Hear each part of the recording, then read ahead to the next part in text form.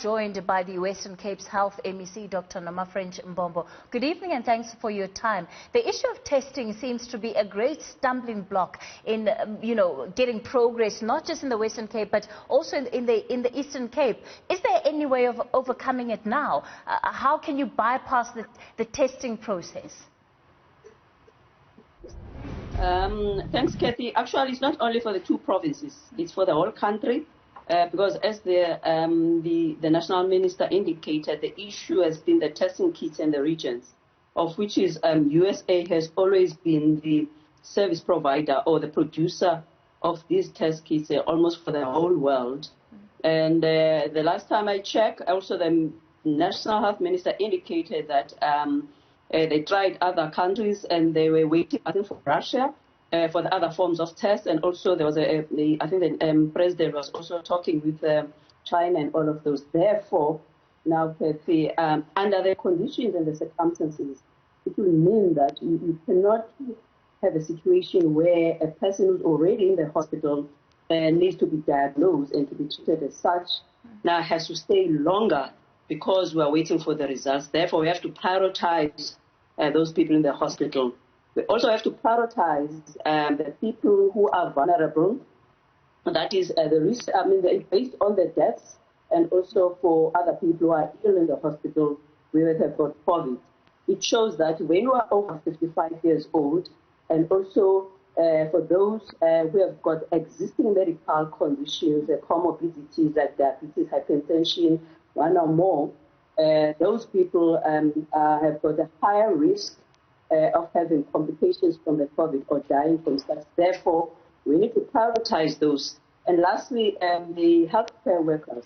We don't want a situation where healthcare workers cannot be able to come back to work if now there is a need for such, but now they're still waiting for the results to come back, because they cannot come back if they don't know whether they are positive or not, because they'll be exposing as many people to the infection. Therefore, that's why under the current circumstances, we have to prioritize those people. I understand that there are many people who want to know their COVID status. At this stage, it will be difficult, but clinically speaking, those people could be, if they've got symptoms, they'll be treated as such until they complete the 14 days, and then at least the virus could have shared itself. What does it mean for those people who are currently waiting for their test results?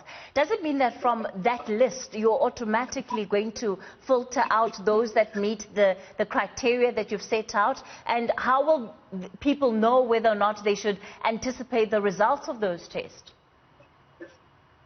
By default, anyone who would have been tested 14 days ago, then that person is supposed to have been recovered. Therefore, I don't think those people have to wait any longer.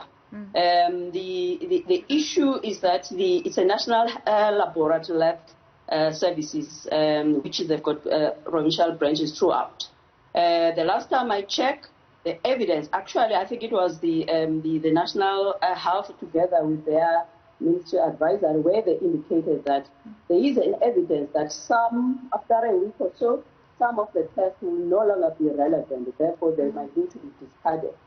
So your question about now whether we should be able, for those that are already there, should we look for such? It might be difficult because as I indicated earlier that some of them might not, they were deteriorated in terms of their usefulness. So that's why from the start we have to ensure that at least with the capacity that the lab has, we have to prioritize in order to prevent early or early death, and also in terms of the needless death, where we could be able to prevent as such, especially for those people who present with the comorbidity.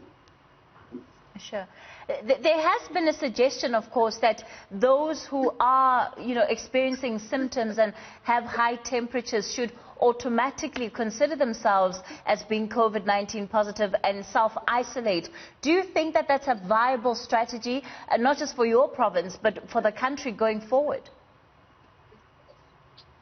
Generally, everyone by now should take himself or herself as positive and the other person as positive in regard to, you don't have to wait until you know your status or the other person's status in order for you to social distance.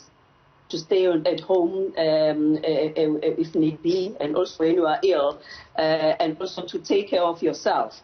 That has to happen. The issue of the behavior is supposed to happen irrespective of whether you know your COVID status or not, because nobody knows who is the next, whether that person is positive or not.